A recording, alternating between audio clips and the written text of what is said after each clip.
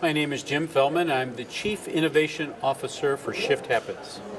And today we're honored to be able to interview Jacques Hamel from Trisotech. Could you tell us a little bit about your company and a little bit about yourself? Jacques Hamel, I take care of digital transformation for Trisotech, and we're out of Montreal. It's a great pleasure to be here today. So what are the challenges or opportunities that you're facing with all of the global issues, of political issues? Do you do business in the United States? We do. So obviously there's lots going on. Absolutely. I think that as competition is ever present, what we realize is companies are forced to transform in different ways. And because of that, whether you're a government organization, whether you're a business in whatever industry you are, you have to stay ahead of that competition, and to do that, you have to be able to understand what digital transformation will give you. And so a big part of what we're trying to offer is to facilitate that digital transformation so that they get to their future state as quickly as possible.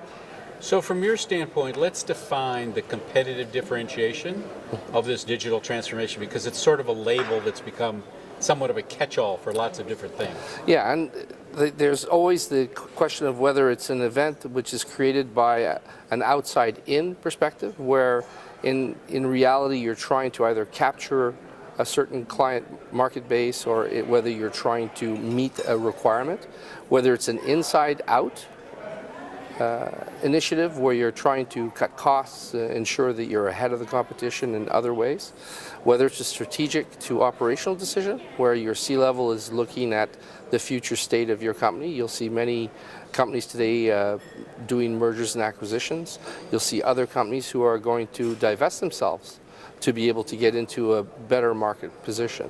So again, it depends on where they're coming from. And so for us, what we're trying to do is make that transition and that decision making easy, affordable, and strategic. When you talk about the digital platform, are we confining it to any area such as social media, or are we broadening it out to all kinds of communication? It's actually, it could be any form of media. The key is to look at the operational standing of that change. So for example, if the change for one of our clients is to divest itself of its older business because although profitable, they found a better place to be, the digital transformation may actually be more of practical transformation because they're changing products. So when we talk about transformation, it's more than just digital transformation. It's the change that you have to do to stay ahead of the competition. So in a certain sense, it's a cultural change as well as a technology change. Absolutely. And what is the resistance to the culture change? Well, the resistance is always the question of whether or not your strategic vision is, first of all, well understood, communicated, and that it transitions itself into operational spend. So lots of times you'll have great plans and you won't have the leadership value to be able to get really everyone else on board to apply those changes. Other times it's the operational side. They're just simply looking at it and saying, we don't have those parts in our company. So what we're looking at right now is we're looking at a culture of constant change, which scares a lot of people. And we're also looking at an issue where unfortunately, the communication that you have today is slower than the actual thought process. So what you want to do is try and tie those two together in a very simple format where once you've come up with your strategic plan, that you're able to communicate it properly with the right tools, and that at the end you have execution at execution phase. So typically where the plans fail is at the execution phase. Absolutely. Are you finding that with the change in the labor pool, more millennials, more people retiring early, that becomes easier because of technology engagement, or more difficult? I don't say it's easier. I think that it's relative to the actual change. In the end, what you're going to try and do is either capture new markets, you're going to capture new clients, you're going to offer new services. That change in and of itself isn't tied directly to the millennials and how they accept it. It's more tied to how are you going to communicate it. And does that communication then flow down to your end user? in a certain format, or is it pretty much left to their own filters to decide how they're going to use it?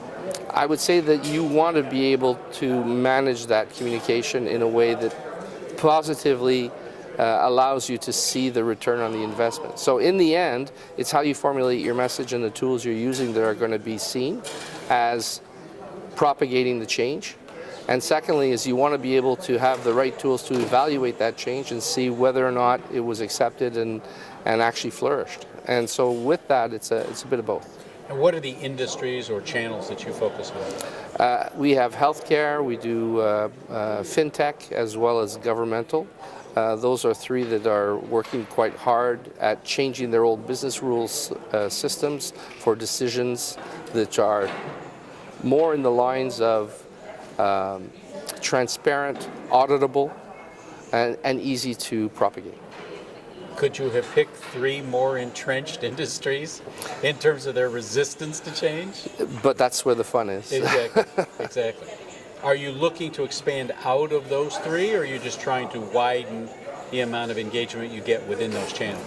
I would say that we are in other channels as well, but those three offer us a large opportunity to grow, because a lot of them have archaic business rule systems that are ready to be changed, much in part due to the millennials and the use of technology. So there's a term that's bandied about called customer delight or customer experiences. How do you measure that customer experience and get that feedback from your customer back into your data points so that you can analyze it and use it again? That's a great question. What we try to do as we go forward, obviously we're offering a tool package which our clients are using to develop their transformative change. And so what we're looking for is tracking the projects they have going. So we evaluate the number of projects they have in tow, and then we follow up with them to see whether or not, as they develop those projects, they had all the right tools at the right time to be able to do it. And so that gives us straight feedback as to, do we have all the right tools and are they using them properly? And have you found that the customer engagement has a direct effect on the employee engagement or vice versa? Well, absolutely. In the end, what we're looking for is to have obviously an employee body which is there to help our clients meet their successes and their goals. So in the end, if they're not all in, there's a bit of a problem. So for us, it's very important that we're tied to the success of our clients. And those measurement models are evaluated weekly, monthly, quarterly? Actually, it's evaluated weekly, and through those models, what we're trying to do is we're trying to identify through either quarterly visits with our clients or project visits or weekly visits to glean the information we can on, excuse me, on our products as a tool, as well as the outcomes. So if one of our listeners was looking for that golden nugget, that light bulb idea, what would be the one thing you'd want to share with our audience today?